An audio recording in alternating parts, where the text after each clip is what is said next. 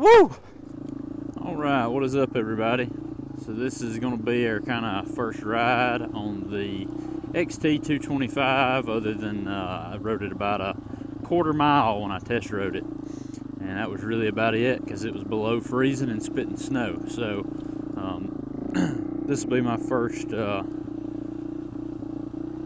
we can call this a ride, but actually rip around on it here for a few minutes and see what we think about it. So right off the bat, this thing has noticeably more power and get up than the DR200 I previously owned. And I mean, Suzuki claims 20 horsepower out of the DR200. There's no way. Yamaha claims 19 or 20 out of this thing, and I feel like Yamaha's probably being honest and Suzuki was lying. And if Suzuki wasn't lying, it's simply because they're measuring at the crank or something. One thing I can tell you right off the bat that is garbage is these foot pegs, and while the left one is normal, the right one has this weird bracket and fits over it. So I don't know what I'm even going to do about trying to properly replace the right one to go to a larger foot peg. I haven't looked into that. It may be difficult to find something better. May end up having to like cut that one off and do some welding or something. I'm not sure. Suspension wise, front super soft, back suspension, rear suspension not that bad. Just bebopping around the woods. I do have the preload turned all the way up on it, so that is certainly helping. I meant to look and check on the gearing. I know that stock is 1545 for this bike, but I have not pulled the sprocket cover to count to see if this bike is running stock gearing. I'm just assuming it kind of is. But to be able to power up in second, no clutch just then, going back to what I was talking about, power compared to the DR200, it's not even close. You know, this XT puts down way more power.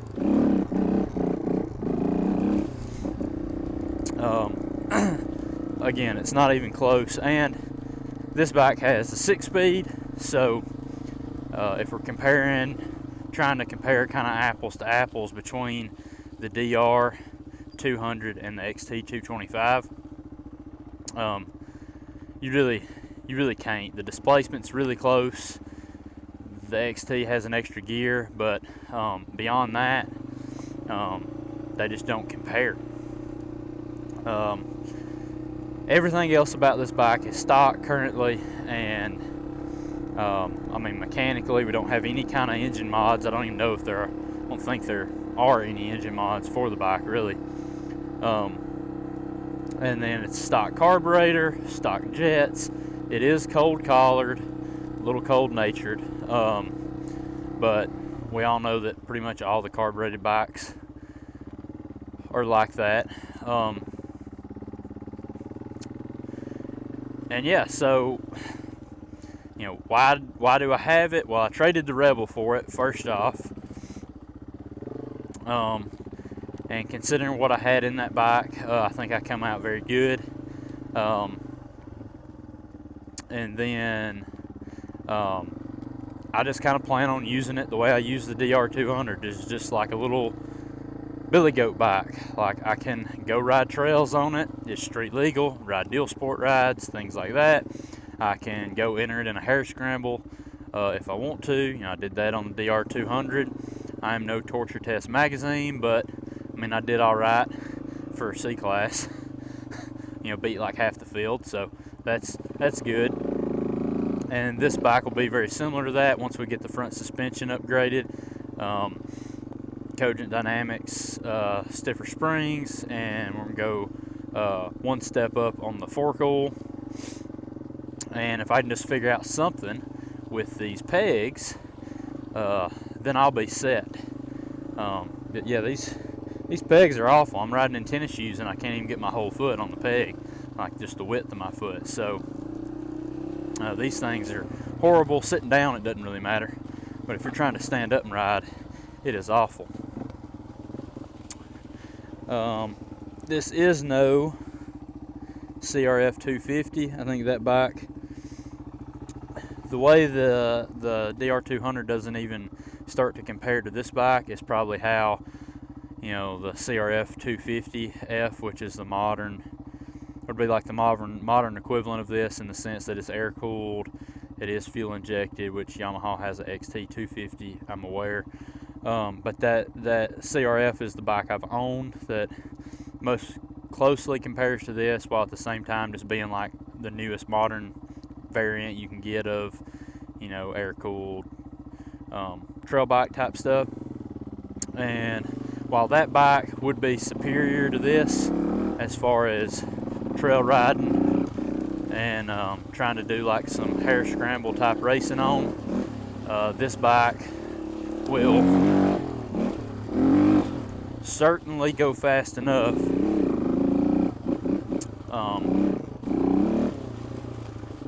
that my skill is what's going to hold me back in the long run, more so than the bike. So we don't have any linkage on the rear shock, so should be pretty safe doing stuff like log hopping. No linkage to bash. So yeah, pretty happy to get the bike. Putting around on it right here, pretty happy with it as far as its off-road prowess, and I haven't even ridden it down the road. When I test rode it and went down the road, I didn't get out of third gear. So some people online say it's only good for 55 miles an hour. We'll see what I think about it real quick.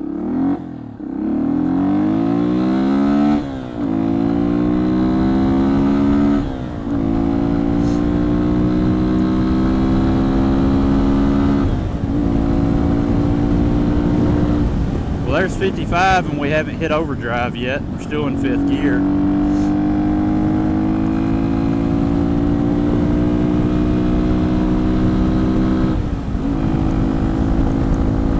Oh yeah, 65, no problem. If you've got one of these and you say it's only good for 55, you must be quite a bit heavier than I am, or yours is not healthy. I don't know.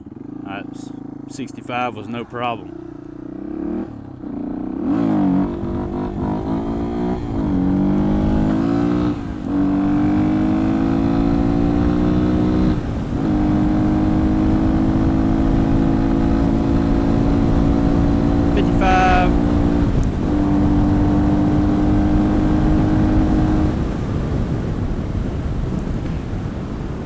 Now it's not eager to gain momentum at those speeds, but yeah, it can do them.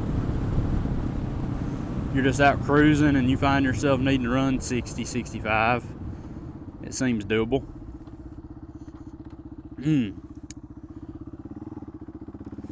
One other thing I want to do.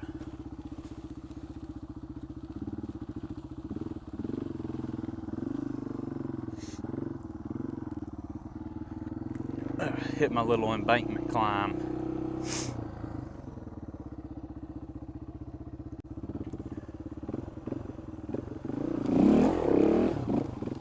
Piece of cake.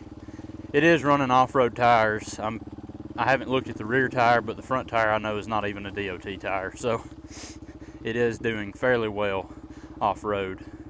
You know, stuff like that, just putting around here. So anyway, that's my first kind of little putt around the house on it. I'm really happy with it, and we're not going to drag this video out any longer, but yeah, very happy to have this trade deal pop up and be able to get my hands on it.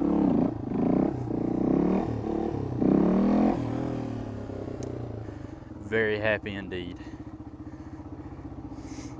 Let me hit the old Kickstarter. Ain't done that in years, or years on a full-size bike.